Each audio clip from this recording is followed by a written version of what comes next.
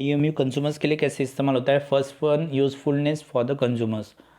Consumers जो होता है या कोई भी एक ग्राहक होता है, उसकी एक सोच क्या होती है, उसको ज़्यादा से ज़्यादा सेटिस्फैक्शन चाहिए। He got maximum satisfaction. So maximum satisfaction के लिए उसके पास जो भी यूनिट्स अवेलेबल है, उन रिसोर्सेज को उसको प्रॉपरली इस्तेमाल करना है। ओके। लेकिन कंज्यूमर्स की आदत क्या होती है? वो डाइवर्सिफाई होता है कंज्यूमेशन की तरफ। डाइवर्सिफाई का मतलब क्या है? उसका पेट भरने के बाद भी, यानी उसका टोटल यूटिलिटी कंप्लीट होने के बाद भी वो और एक यूनिट एक्सटर्नल खाने की कोशिश करता है या कंज्यूम करने की कोशिश करता है। ओके। जिसके कारण क्या होता है, उसकी जो इनकम है, वो इनकम उसको कम पड़ने लगती है और वो चीज़ों की डिमांड तो ज़्यादा कर रहा है बट उसकी इनकम लेस है। ओके। सो इसके लिए उसको प्राइस महंगी लगने लगती है। ओके। उसकी इनकम कम है और उसकी डिमांड कैसी है? ज़्यादा है चीज़ों की तरफ। ओके, कम्योडिटीज़ की तरफ। तो उसके कारण क्या होता है, उसका जो इनकम है वो कम पड़ने लगता है और उसको वो चीज़ों की प्राइस महंगी लगने लगती है, जिसके कारण कंज्यूमर सेटिस्फैक्शन नहीं होता। दूसरा, useful to the government. Government को कैसे इस्तेमाल होता है? तो पहला है, गवर्नमेंट को टैक्स डिसाइड करना है, राइट। गवर्नमेंट को टैक्सेशन पॉलिसी डिसाइड करनी है, राइट। तो प्रोग्रेसिव टैक्सेशन पॉलिसी कैसी होती है कि गवर्नमेंट, अभी देखो, जो रिचेस्ट पर्सन होते हैं या पैसे वाले पर्सन्स होते हैं, उनको आप कितना भी टैक्स लगाओ, उनको उस टैक्स से फ़र्क नहीं पड़ता है, क्योंकि वो लोग का सेटिस्फेक्शन या डिमांड ज़्यादा है। तो डिमांड ज़्यादा है तो वो टोटल यूनिट ख़त्म होने के बाद भी मार्जिनल यूनिट की तरफ ध्यान देते हैं। मतलब उनका चीज़ें परचेस करने के बाद भी, अगर उनकी ज़रूरत भी नहीं है तो भी वो चीज़ें ज़्यादा परचेस करेंगे, राइट। मतलब वो टोटल यूटिलिटी को क्लोज करके मार्जिनल यूटिलिटी की तरफ ध्यान ज़्यादा देते हैं। तो इसलिए उनके ऊपर प्रोग्रेसिव यानी ज़्यादा टैक्स लगा सकते हैं। उसी वक्त जो स्मॉल कंज्यूमर्स होते हैं, उनका भी उनकी भी यही आदत होती है। उनको उनका टोटल यूटिलिटी खत्म होने के बाद वो मार्जिनल यूटिलिटी की तरफ ध्यान देते हैं। मतलब चीज़ें की ज़रूरत ना होते हुए भी वो चीज़ें परचेस करते हैं।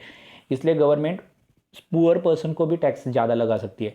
इसका मतलब progressive policy, taxes policy government इस्तेमाल कर सकती है। दूसरा, ट्रेडर्स के लिए भी वही है।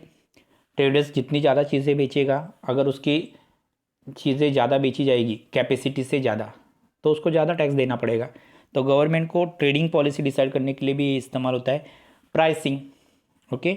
प्राइसिंग पॉलिसी कंज्यूमर्स की डिमांड देखकर, या कंज्यूमर्स कौन सी चीज़ों की डिमांड करता है, उसका सेटिस्फेक्शन कौन सी चीज़ों के लिए ज़्यादा है, कौन सी चीज़ों के लिए कम है, ये डिसाइड करके जिन चीज़ों के लिए उसका सेटिस्फेक्शन कम है उनके लिए कम प्राइस, जिन चीज़ों के लिए उसका सेटिस्फेक्शन ज़्यादा है उनके लिए हाइयर प्राइस, ऐसे वो प्राइस डिसाइड कर सकते हैं।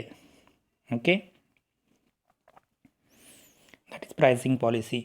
नेक्स्ट है basic of paradox of value. Okay, basic paradox of value. अभी यहाँ पे दो टाइप्स की चीज़ें अवेलेबल होती है। एक है वैल्यू ऑफ एक्सचेंज एंड एक है वैल्यू इन यूज़। ओके। अभी वैल्यू ऑफ एक्सचेंज क्या होता है कि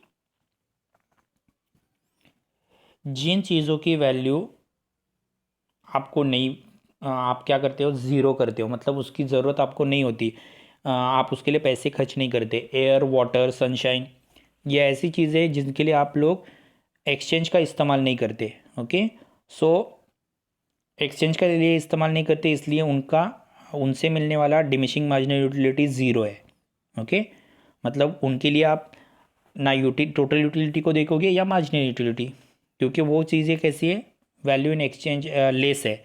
ओके, उसकी वैल्यू ही नहीं है। उसी वक्त वैल्यू इन गुड्स की यूज़ की कुछ चीज़ें हैं, जैसे गोल्ड एंड डायमंड्स है। अभी गोल्ड एंड डायमंड्स ऐसी चीज़ें हैं, ओके, जिसके लिए आपको पैसा देना पड़ता है, तो उनकी वैल्यू भी ज़्यादा रहेगी, right. So gold and diamonds की वैल्यू भी ज़्यादा है क्योंकि उसके लिए आपको पैसे देने पड़ेंगे। इसलिए आपको जितना मिला उससे आप ज़्यादा पाने की कोशिश करते हो। मतलब उन चीज़ें अगर आपको कम कितनी भी मिली तो आपको वो कम लगने लगती है। ऐसा diminishing marginal utility show out करती है। ओके। नेक्स्ट है basis of the laws of demand. अभी इसके बाद लॉ ऑफ डीएमयू के बाद हम लोग लॉ ऑफ डिमांड देखने वाले हैं। उस लॉ ऑफ डिमांड में दिखाया है, अगर प्राइस ज़्यादा तो डिमांड कम, प्राइस ज़्यादा डिमांड कम, और प्राइस कम तो डिमांड ज़्यादा। If the prices are less demand are more, if the prices are more demand are less. The so ये जो कॉम्बिनेशंस है ये भी DMU शो करता है, प्राइजेस ज़्यादा डिमांड कम, प्राइजेस मोर डिमांड लेस,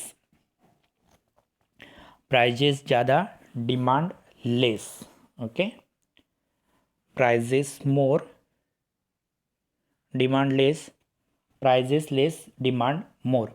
अभी सेम वही चीज़ वहाँ पे होती है, ओके। डिमिनिशिंग मार्जिनल यूटिलिटी में वही शो किया है कि अगर आपको कम प्राइस में, फॉलिंग प्राइस में डिमांड आप ज़्यादा बढ़ाओगे तो आप मार्जिनल यूटिलिटी की तरफ ज़्यादा जान दोगे, यानी मार्जिनल यूटिलिटी आपकी बढ़ेगी।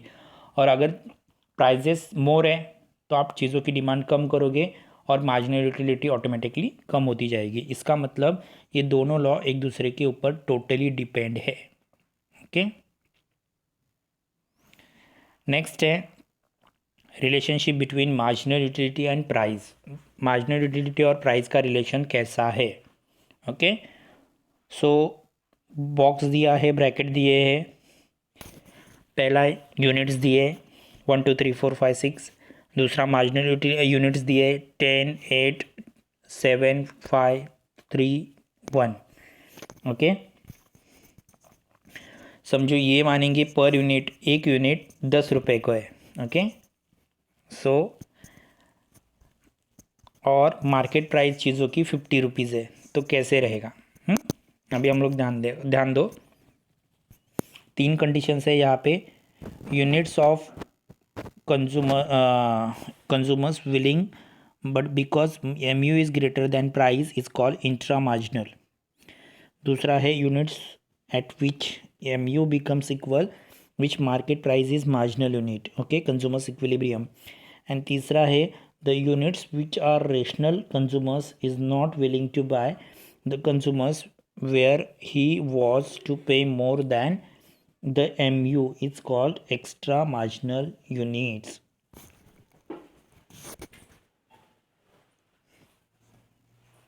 okay। सो रिलेशनशिप देखो कैसे होता है, जैसे आप चीज़ों की यूनिट बढ़ाओगे, समझो एक पहली चीज़ है 10 यूनिट्स उसके बाकी है, हर एक यूनिट की price 100 rupees, okay, sorry 10 rupees है। एक यूनिट, एक चीज़ उसके हमने 10 यूनिट, उसकी मार्जिनल यूटिलिटी होगी 10, मतलब उससे मिलने वाला सेटिस्फेक्शन होगा 10, हर एक चीज़ की प्राइस 10 रुपये है, तो 10 रुपये में एक चीज़ ऐसे 10 यूनिट अगर हो गए, ओके, तो प्राइस रहेगी 100, लेकिन मार्केट में उसकी प्राइस 50 रुपीज़ है, तो 100 मतलब सेटिस्फेक्शन ज़्यादा 100 रुपीज़ एंड प्राइस कितनी है 50, तो यहाँ पे मिलने वाला सेटिस्फेक्शन क्या रहेगा? कम रहेगा, राइट। 100 यूनिट्स है, 50 प्राइस है, तो उस प्राइस को कहा जाएगा इंट्रा मार्जिनल, ओके। सेकेंड चीज़ के 80 यूनिट्स बेचे जा रहे हैं, 80 यूनिट्स बेचे जा रहे हैं यानी 80 रुपये प्राइस है और मार्केट प्राइस है 50, यानी फिर से एक बार क्या है? Intra marginal, okay. फिर तीसरी चीज़ है, तीसरी चीज़ के 7 यूनिट बेचे जा रहे हैं, 7 यूनिट की अब हर एक यूनिट की प्राइस है 10 रुपये, तो 70 रुपये हो गए, वो 50 से क्या है? ज़्यादा है, फिर भी यहाँ पे intra marginal.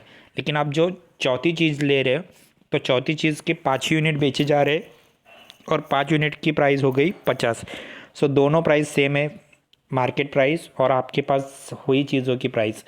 So 50 MU and 50, तो दोनों प्राइस जहाँ पे इक्विलिब्रियम हो गई वहाँ पे आएगा कंज्यूमर्स इक्विलिब्रियम, मतलब प्राइस और मार्जिनल यूटिलिटी जहाँ पे सेम होगी वहाँ पे होगा इक्विलिब्रियम। इससे पहले वाली जो चीज़ है पहली चीज़ उसके 10 यूनिट बेचे जाते थे, हर एक यूनिट 10 रुपये को बेचा जाता, तो 100 रुपीज़ हो गए, ओके। तो वो मार्केट प्राइस 50 रुपीज़ थी, मतलब MU क्या है? ज़्यादा है, ओके, तो उनको इंट्रा मार्जिनल कहेंगे, ओके, सॉरी एक्स्ट्रा मार्जिनल कहेंगे, ज़्यादा है ना, एक्स्ट्रा पैसे है, ओके। तो मार्केट प्राइस 50 है लेकिन यूनिट्स के प्राइस क्या है? 100 रुपीज़ है, तो एक्स्ट्रा पैसे है, इसलिए उसको एक्स्ट्रा मार्जिनल कहा जाएगा। दूसरी चीज़ के भी 8 यूनिट है, तो 80 रुपये उसकी प्राइस हो गई, लेकिन मार्केट प्राइस 50 है, मतलब यहाँ पे भी क्या है, एक्स्ट्रा मार्जिनल यूनिट है या एक्स्ट्रा मार्जिनल यूटिलिटी है। तीसरी चीज़ उसकी भी 7 यूनिट्स है, 70 रुपीज़ प्राइस हो गई, वो 50 से ज़्यादा है मार्केट प्राइस से, तो यहाँ पे भी मार्जिनल यूटिलिटी क्या हो गई, एक्स्ट्रा मार्जिनल यूटिलिटी हो गई। ओके, फोर्थ यूनिट पे मतलब चौथे चीज़ आप बेचने जा रहे हो, उसके 5 यूनिट आपके पास है, तो आपके पास आएंगे 50 रुपये, क्योंकि एक यूनिट आपने 10 रुपये में बेचा तो 50 रुपये, और मार्केट प्राइस क्या है, 50 रुपये है, तो दोनों क्या हो गई, इक्विलिब्रियम, मतलब प्राइस और मार्जिनल यूटिलिटी यहाँ पे क्या हो गई, सेम हो गई। सो यहाँ पे इसको कहा जाएगा इक्विलिब्रियम प्राइजेस। ओके, फिर आपने पाँचवीं चीज़ ली, पाँचवीं चीज़ के आपके पास 3 ही यूनिट है। ओके, आपने फिफ्थ चीज़ खाई या फिफ्थ यूनिट खाया तो आपको 3 ही मार्जिनल यूटिलिटी मिली। ओके, हर एक चीज़ से मिलने वाली मार्जिनल यूटिलिटी 10 है, मतलब पाँचवीं चीज़ आपने बेचने की कोशिश की, आपके पास उसके 3 ही यूनिट्स है, हर चीज़ आपने 10 रुपये में बेची तो 30, लेकिन मार्केट प्राइस क्या है, 50, तो यहाँ पे क्या है, मार्केट प्राइस से आपके पास की मार्जिनल यूटिलिटी क्या है, कम है, राइट, 30 50, तो इस कम है, इसलिए उसको कहा जाएगा इंट्रा मार्जिनल यूनिट। ओके, तो 6 यूनिट या 6वीं जो चीज़ है वो आपके पास एक ही है, तो एक ही है यानी आपके पास सिर्फ 10 रुपये है, मार्केट प्राइस 50 है, तो यहाँ पे भी क्या है, इंट्रा, क्योंकि अंदर है या कम है, तो कम है तो इंट्रा मार्जिनल यूटिलिटी। ओके, ज़्यादा है तो extra marginal utility. Okay, clear.